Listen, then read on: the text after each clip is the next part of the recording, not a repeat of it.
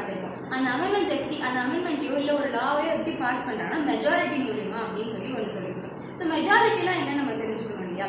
Article 368 of constitution of இந்தியாவில் amendments பற்றி சொல்கிறாங்க. ஸோ அதில் என்ன சொல்கிறாங்கன்னா simple majority, special majority with ratification of states அப்படின்னு சொல்லி 3 விஷயங்கள் சொல்கிறாங்க. ஒவ்வொரு விஷயத்துக்கும் ஒவ்வொரு சப்ஜெக்ட் பொறுத்து, லைக் இப்போ ஒரு டிஃபென்ஸ் பற்றினா இல்லைன்னா பிரசிடென்ட்டை இம்பீச் பண்ணுறது, இந்த மாதிரியான விஷயங்களை பொறுத்து எதுக்கு சிம்பிள் மெஜாரிட்டி எதுக்கு ஸ்பெஷல் மெஜாரிட்டி அப்படிங்கிற விஷயங்கள்லாம் மாறும். ஃபர்ஸ்ட் இது நம்ம என்னன்னு தெரிஞ்சுக்கணும். ஸோ சிம்பிள் மெஜாரிட்டி அப்படின்னா நம்ம காமன் சென்ஸுக்கு எப்படி தெரியும்?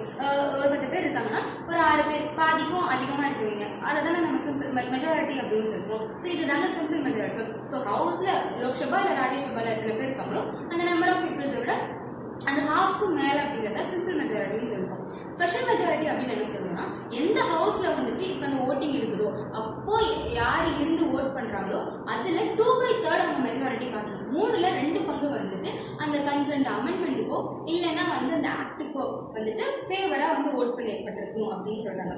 தேர்ட் வந்து பார்த்தீங்கன்னா special majority with ratification of state அப்படின்னா என்னன்னா இந்த ஸ்பெஷல் மெஜாரிட்டி மத்திய 2/3 ஓட் வந்து இருக்கணும். அதுக்கப்புறம் ஸ்டேட் லெஜிஸ்லேச்சர்ல 1/2 ஆஃப் த ஓட் வந்துட்டு 1/2 ஆஃப் த ஓட் வந்துட்டு half ஆஃப் த ஓட் இந்த டெசிஷனுக்கு ஃபேவரா வந்துட்டு ஸ்டேட் லெஜிஸ்லேச்சர் கொடுக்கணும் அப்படின்னு சொல்றாங்க. இதுதான் simple majority, special majority with ratification of states. Thank you.